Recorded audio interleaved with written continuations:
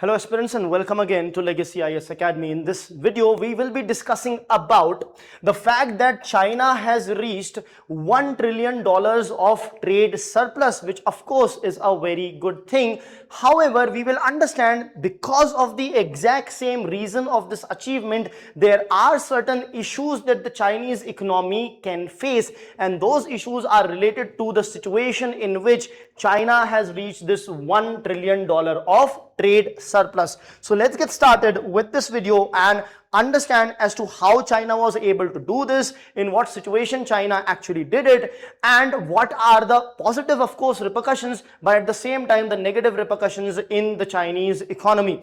So let's understand the news first. The news is of course about the $1 trillion worth of trade surplus that China has created in less than a year. Yes, from January to November 2025, that means in 11 months this trade surplus has been created. Now, a thing about this trade surplus is this is not just the highest by China, but it is the highest ever trade surplus created by any country whatsoever in the history of trade.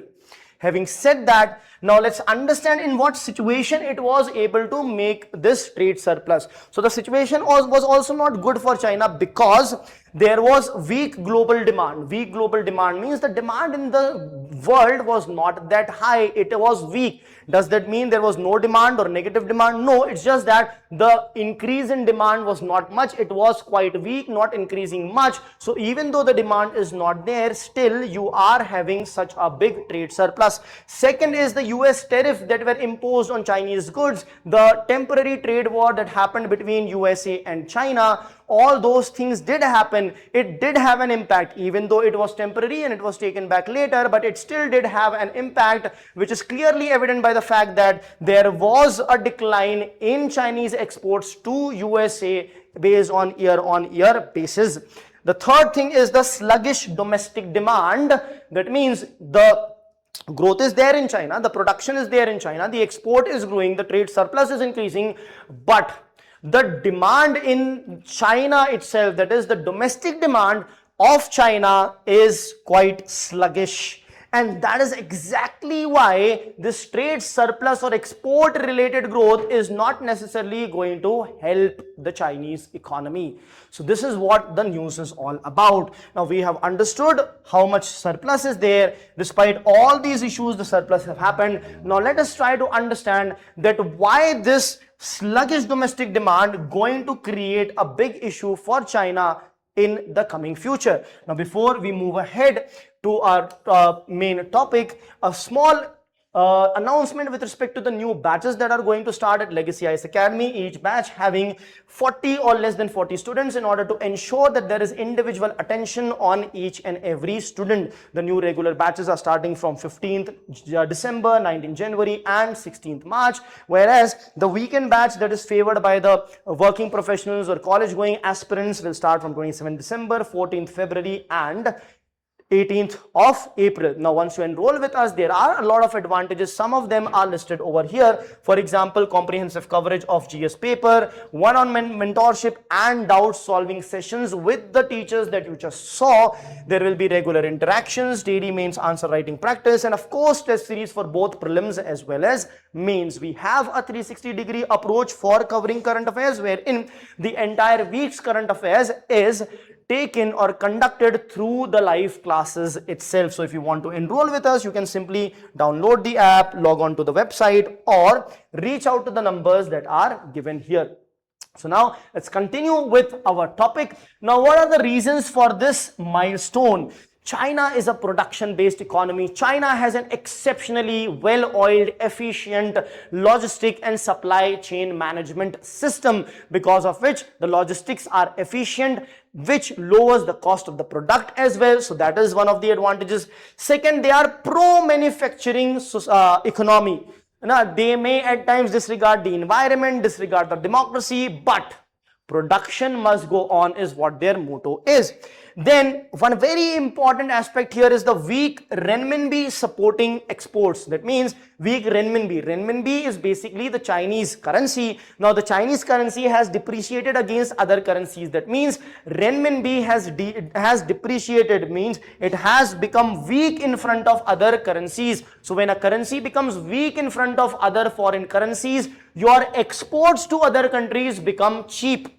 And since your export to other countries will become cheap for them, the other country people would want to have your products. Why? Because they are cheap. So when your products become cheap, they would want to have more and more of your products, and instead of taking their own country's product or other country's product, they will also want to buy your country's product. So that is what is happening with China as well. At the same time, even though the domestic demand is sluggish, limited, still the Chinese are expanding their production capacity as we speak. They are not stopping. They are not saying that demand is less, let's cut it short. They are still growing their capacity for production. Now, what imbalance is this going to create? Now, what is happening is the exports are rising definitely, but the domestic demand is not keeping pace with it, because of which what will happen is overcapacity will develop. Overcapacity will develop, it's fine, until you have tendencies like deglobalization, tariff war, trade barriers, etc., wherein you don't have much control of the global economy and the global trade. What if US tomorrow again says, I'm not going to purchase products from you? Not, of course, it cannot completely ban all the products because there are certain compulsory imports as well. But if it imposes huge amount of tariffs on other things, the same is done by other countries. So you are dependent on other countries. So if the other countries deglobalize, then what will happen? You anyhow don't have any demand in your domestic market. So what will happen? Overproduction will happen. Your economy is going to heat and the future will not be bright for such an economy. Now, this comes to the situation of anti-involution debate. Now, in anti-involution, what happens is there will be overcapacity plus weak domestic demand. When there is overcapacity but weak domestic demand, you would now want to sell the products outside the country because in domestic field there is no demand or there is less demand. So, why will others buy your product? Because they are cheap. So, you would try to lower the prices. But when you lower the prices, the other country may impose tariffs. So you would want to further lower the prices. So tariff war or price war kind like situation is going to exist in such a scenario because the domestic demand is very less. Now what the government should be doing over here in such a situation is curb the blind capacity expansion. Curb the excessive competition wherein you are unnecessarily decreasing price even if it is not competitive in nature, so as to just stay in the market, and you are keeping on producing even though the demand is less. Forced price reductions. So forced price reductions should also be curbed in order to ensure that these industries are also able to survive. Now the question is the export-led growth sustainable? Yes, it is. But in the short run, it will give you foreign exchange. It is going to help you progress, expand. But in the long run, there is a huge amount of uncertainty whether it is beneficial or not. Uncertainty in the sense that you cannot be certain because since your domestic demand is not there, you are dependent on the exports. There is a possibility other countries may stop your exports. Then what will you do? Hence the uncertainty will be here. And Chinese renminbi is cheap today, it might strengthen tomorrow. However, Chinese do come up with the devaluation, which is nothing but deliberate lowering of the value of currency. So China can take those kind of actions, but in the long run it is still uncertain. Now what is the implication of this particular situation on India? India can take an advantage of the China plus strategy. Now what is this China plus strategy? When let's say there is a tariff war between USA and China and huge tariffs are imposed on Chinese goods, that means Chinese goods will be costly for USA and USA citizens, so they will opt for other country product. So which will be that other country which replaces China for providing those goods and services? That other country can be anyone. So India should try to become that other country. That is basically the concept of China plus one strategy. However, there are certain risks as well.